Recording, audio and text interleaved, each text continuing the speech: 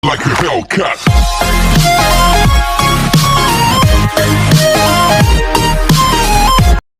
Assalamualaikum warahmatullahi wabarakatuh.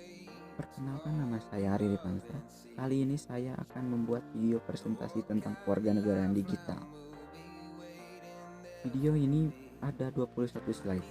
Tapi sebelum lanjut ke videonya, bagi kalian yang belum subscribe, jangan lupa untuk subscribe, dan bila kalian menyukai video ini, jangan lupa juga untuk like. Oke? Terima kasih.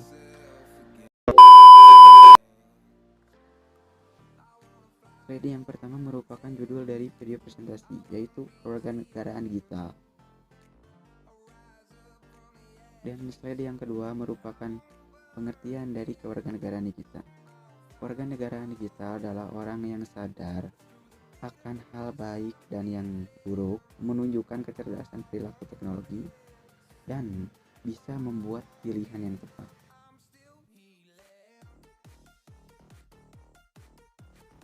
Slide yang ketiga, kewarganegaraan digital adalah konsep yang tepat digunakan untuk memberikan pengetahuan mengenai penggunaan teknologi dunia maya dengan baik dan benar. Slide yang keempat, penjelasan tentang komponen kewarganegaraan digital. Ada 9 komponen kewarganegaraan digital yang dibagi menjadi 3 kategori. Yang pertama, lingkungan belajar dan akademis. Yang kedua, lingkungan sekolah dan tingkah laku. Yang ketiga, kehidupan siswa di luar lingkungan sekolah. Slide yang kelima, lingkungan belajar dan akademis. Komponen yang pertama, akses digital. Setiap orang mempunyai hak untuk menggunakan atau memakai fasilitas TIK. Contoh, terhadap sosial media, informasi pada internet, forum umum, dan lain-lain. Slide ke-6. Komponen kedua, komunikasi digital. Setiap warga digital diharapkan mengetahui jenis-jenis komunikasi dan mengetahui kelebihan dan kekurangannya. Contoh, komunikasi menggunakan fasilitas email, Facebook, atau WA.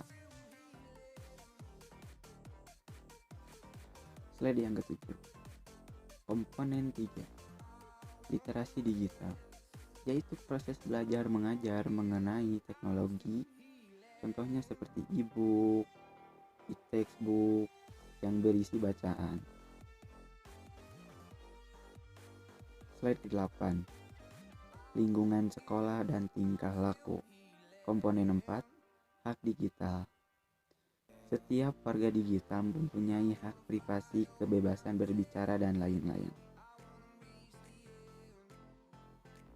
Slide 9, etiket digital.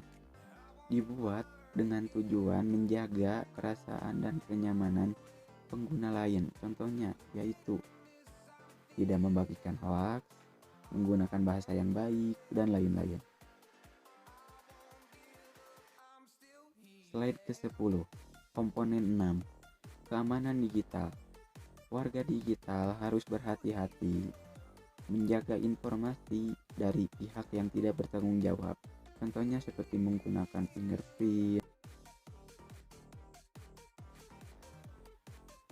Slide 11, kehidupan siswa di luar lingkungan sekolah.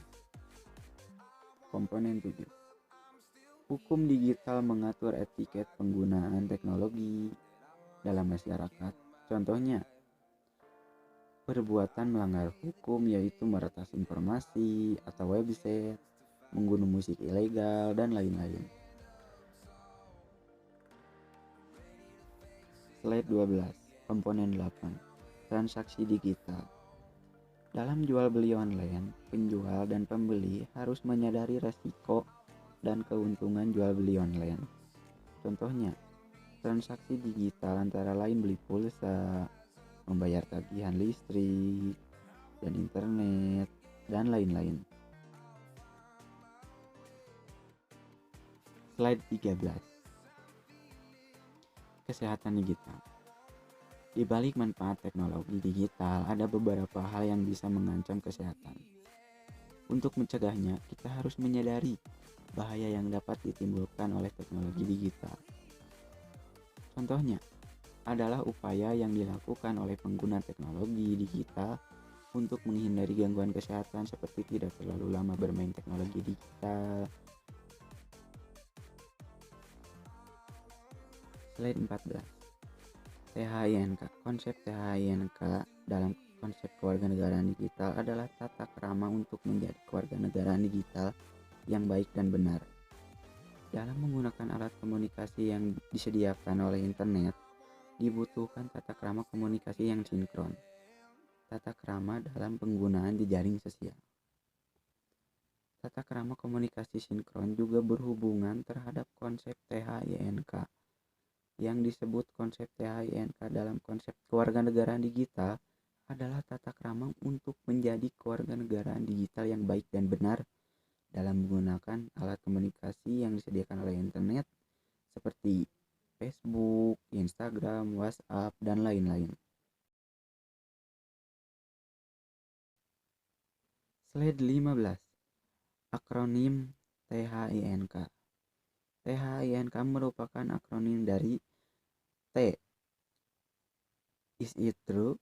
H. Is it helpful? I. Is it inspiring? N. Is it necessary? K. Is it kind?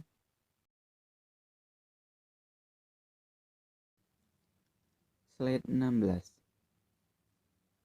T. Is true. Apakah berita yang dibagikan adalah benar atau fakta? Atau malah berita tersebut adalah berita palsu atau hoax? Sebelum membagikan informasi, pastikan berita tersebut adalah berita yang sudah jelas kebenarannya sehingga tak membuat pengguna sosial media lain bingung. H. Is helpful. Apakah berita yang dibagikan adalah berguna? Atau malah berita tersebut tidak berguna bahkan malah merugikan orang lain? Sebelum membagikan informasi, pastikan informasi tersebut tidak merugikan orang lain. Slide 17. Is it inspiring? Apakah berita yang dibagikan memberikan inspirasi? Atau malah berita yang dibagikan membuat orang sakit hati? Sebelum membagikan berita, pastikan berita tersebut dapat memberikan inspirasi sehingga orang lebih merasa termotivasi. N. Is it necessary? Apakah berita tersebut perlu dibagikan? Atau malah berita tersebut hanya sekedar iseng-iseng saja? Sebelum membagikan berita, pastikan berita tersebut berguna. Jangan hanya menulis DDD saja atau tidak jelas ke sosial media karena pesan tersebut perlu atau tidak perlu.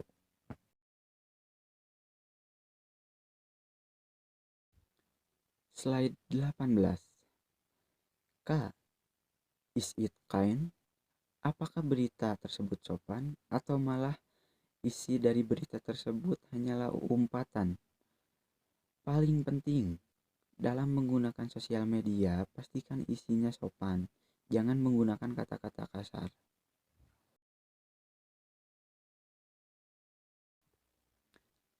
Slide 19. Tujuan konsep THINK. Dalam menggunakan jejaring sosial, banyak orang dapat melihat tingkah laku, perilaku, serta tata krama orang tersebut. Dalam menggunakan konsep THINK, kita mampu mempertahankan kepercayaan dan reputasi yang dimiliki oleh kita. Bahkan kita mampu bertanggung jawab atas berita yang kita bagikan. Ingat, semua orang bisa melihat postingan yang kita sebarkan di media sosial. Mungkin postingan yang kita sebarkan dapat mempengaruhi masa depan kita. Apakah postingan kita merusak masa depan kita? Atau bahkan postingan tersebut dapat memotivasi orang lain? Semua yang kita sebarkan di jejaring sosial tidak benar-benar hilang.